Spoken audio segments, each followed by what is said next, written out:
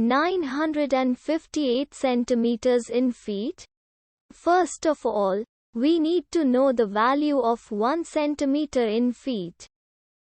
It's always 1 centimeter equals 0.03280839895 feet.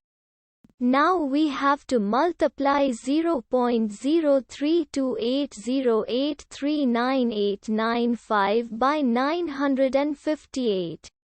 Therefore, 958 centimeters times 0.03280839895 feet equals 31.43044619141 feet.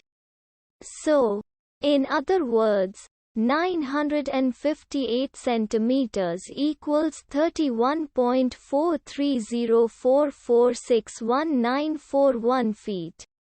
We hope you have enjoyed this video. Please like and subscribe to our channel for more videos like this.